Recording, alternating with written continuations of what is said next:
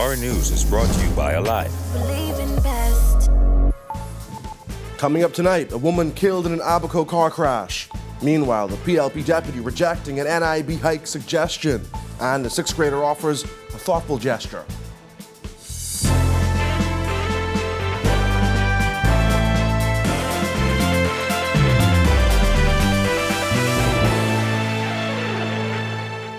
Welcome to Our News, and thanks for joining us. I'm Jared Higgs. Topping news tonight: an accident involving 3 cars in Abaco has left a woman dead and 3 others hospitalized. According to police, a Honda Fit and a 2001 Honda Accord collided on the SC Boodle Highway. Another Honda Accord crashed as a result of the initial collision. Now, the woman who died was a passenger in the Fit.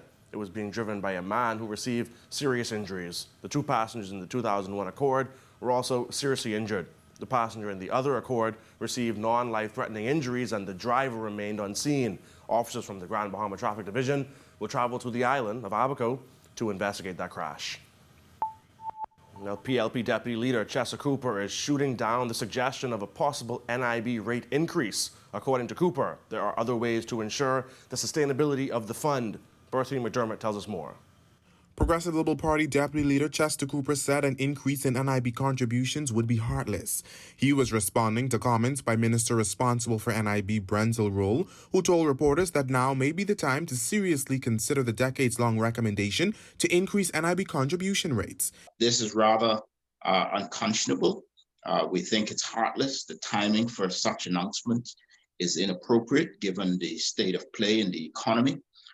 We think we should be focused on rebounding the economy, focused on small business getting back to work and employing people, rather than increasing the cost of doing business, increasing taxes on the Bahamian people, taxes on business, and really be focused on making the NIB more efficient. Up to December, NIB paid out $97.5 million in unemployment benefits. In October, NIB Director Nicola Virgil Roll said the fund remained strong at about $1.7 billion. She also estimated that in 2020, NIB expected to receive 70% of the $290 million in contributions it typically gets annually. Cooper called for an assessment of the state of affairs at NIB. What we are concerned about is that the National Insurance Board and the Minister release a proper actuarial study to demonstrate the sustainability of the fund. We call for an examination generally with respect to the NIB fund, and we want to ensure the ongoing sustainability. We also asked the Exumas and Ragged Island MP what a PLP government would do differently to ensure the sustainability of NIB. That would be our focus as a government, to ensure that persons who are entitled to receive benefits from the NIB receive those benefits in a dignified way, in line with what the Act requires. And then we ought to be able to demonstrate to the Bahamian people that we are living up to our obligations from the NIB, but also we're looking to preserve NIB for the future. Reporting for Our News, I'm Berthany McDermott. Judicial independence would finally be more than just a catchphrase when a bill that would give the courts financial autonomy is passed. Chief Justice Brian Marie telling Our News that the judiciary will achieve true independence with the passage of the Court Services Bill. Jasmine Brown reports. The Court Services Bill, in my view, is a transformative piece of legislation. It is vitally important, not only from a point of view of operational efficiency and administrative autonomy, it is also vital with regard to the high constitutional principle of the independence of the judiciary. According to the Chief Justice, an independent judiciary is key to a properly functioning court system. This bill is intended to take us in the Bahamas to a different level, where the courts are given a level of financial, operational, and administrative autonomy to run its own affairs. Of course, at all times being accountable to the Ministry of Finance and to Parliament, because we are using public funds. The vital importance of it is that if the court system is to be truly independent, we cannot be expected to go cap in hand to the executive branch of government. The bill was tabled in Parliament last year. Attorney General Carl Bethel, QC, said the passage of the court administration bill would demonstrate the political will of Parliament towards further strengthening the independence of the judiciary. Frankly, and permit me to use a colloquialism, he who manages the purse has the power.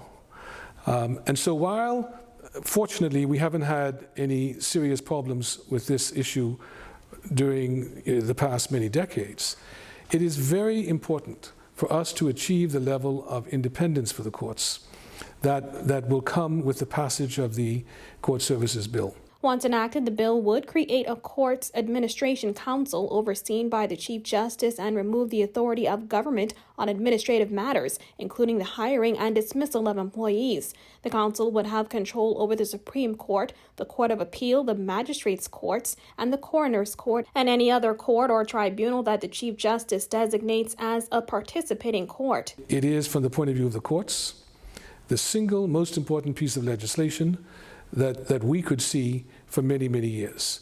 It'll change the trajectory, it'll change the paradigm, and it will give the courts an appropriate level of control over its own affairs. Remember that the judiciary is a co-equal, independent branch of government. The bill, which has existed in draft form almost a decade, was released for public consultation in early 2020. Reporting for our News, I'm Jasmine Brown. This weekend marks the end of the second round of observation following the Christmas holiday season, according to Health Minister Renward Wells. His ministry is eyeing this weekend to determine possible future lockdowns. This weekend? Might be different. The Prime Minister says in his address, he said, boy, we look into this weekend. Now I want to tell you, Bahamas, if we see some things, we may have to resort back to some measures. I think if you're looking at your society and you realize that you do have a positivity rate that's above 5%, but not just above 5%. I think if you're in the positivity rate that we were in the second wave, almost at 30% on one particular day, you realized that you have to move to a national lockdown or a island lockdown. According to Wells, persons not being honest with surveillance units is not just an issue with visitors. We've also found that some people aren't quite honest. They've gone to Airbnbs with parties. They've had you ask certain questions when the surveillance team, oh no, I was home the whole time. That's true. I can believe you there. So so there's always that fudge factor for us. But the reality is, what do you now do with this individual now that they've tested positive? You have to now look at their contacts. You see? Yeah. You have to now look at their contacts. Because if someone was positive who was a foreigner and came in and exposed a couple of persons and they are now positive, that person is now gone. But we're left with the individuals who are. So we need to be able to also figure out who they have been in contact with. Of course, that was Health Minister Renward Wells appearing on Nahaja Black Show on Guardian Radio. Coming up in our news return, Doctors Hospital ready to assist in vaccine distribution, and cab drivers go digital. So stay with us.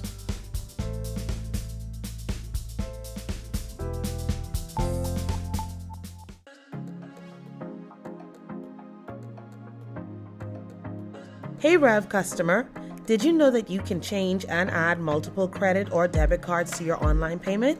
Simply log into my.rev.bs, sign into your My account, click Pay Now, then enter your card details, and click Save to File. It's that simple. We are committed to providing you with excellent, reliable service no matter what. Stay connected with Rev, anywhere, anytime.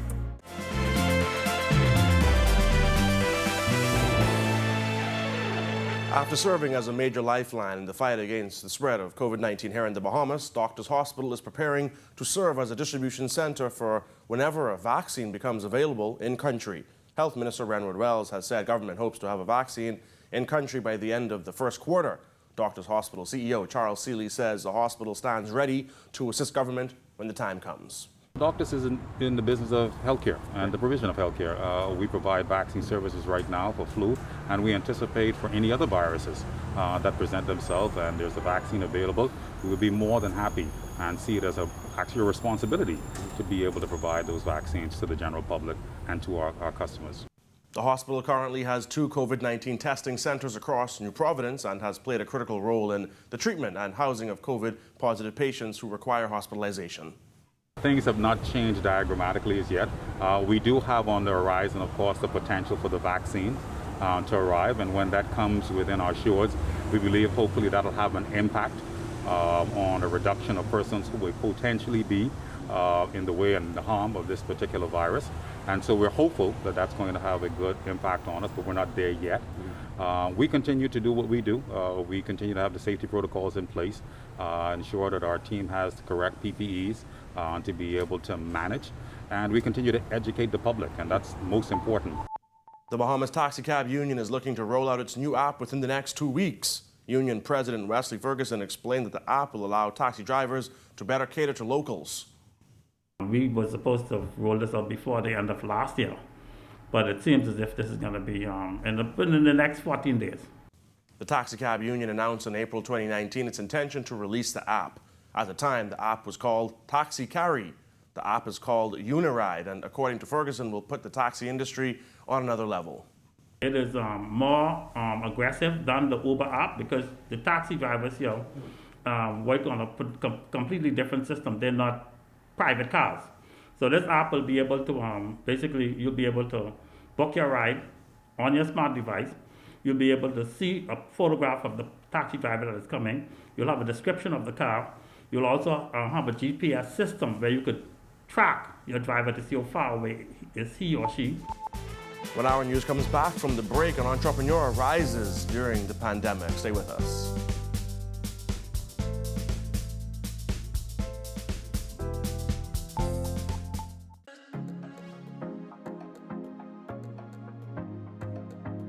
Hey Rev customer, did you know that you can change and add multiple credit or debit cards to your online payment?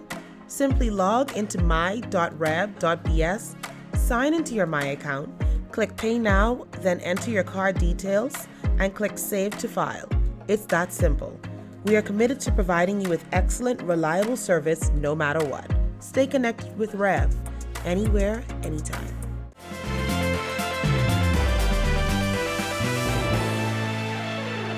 A young entrepreneur is watching her business blow up after taking a chance during the pandemic. Christina Dragovich has the story. Brittany Hanna found herself furloughed by a major resort during the height of the pandemic. Trained in culinary arts, Hanna began searching for a way to turn her passion for event decor into profit. So I noticed that a lot of balloons and balloon art was trending. And with that being said, I started doing balloons for family and friends, and it wasn't until I actually posted it on Facebook that people started inquiring about having a balloon art. From marquee balloons to balloon arches, bouquets, garlands, and sculptures, Hanna saw demand rising for her one-of-a-kind creations. I'm just happy that I'm able to bring joy and happiness to persons' faces during the pandemic, as well as make a business out of it. But she admits that starting a business in the middle of the pandemic came with its unique challenges and hurdles. Starting a business, you have to have a strong mindset. And what has really kept me going is my family and my friends. Consistent encouragement, you know, because some days you feel discouraged, some days you feel extremely depressed that you don't want to do it. But when you see the excitement on someone's face when they receive your product, it just gives you motivation to keep going. While major resorts on New Providence have reopened their doors, Hanna has also returned to her full-time job. But she says that doesn't keep her away from her passion. I recently returned back to work, so now I am balancing my business as well as my regular 9-to-5. It's a new challenge that I have to take on, but I'm sure that because I have the mindset of doing extremely well within my business, it's going to all work out. So what really keeps me going is one quote from Pastor Miles: what people see as a crisis, God sees as an opportunity. So I took this opportunity to make my business into something great.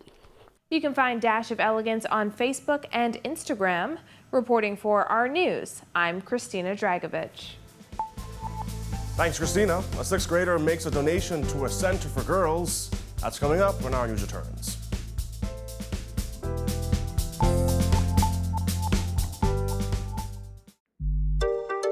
Happy Foods, Happy Foods, 242, 242, Happy Foods, 242, food galore just for you. Happy Food, 242, food galore just for you. This ain't no talking show, it's an eating show. Sasha Laurel is the host of Happy Foods, 242, food galore just for you. Happy Foods, 242, food galore.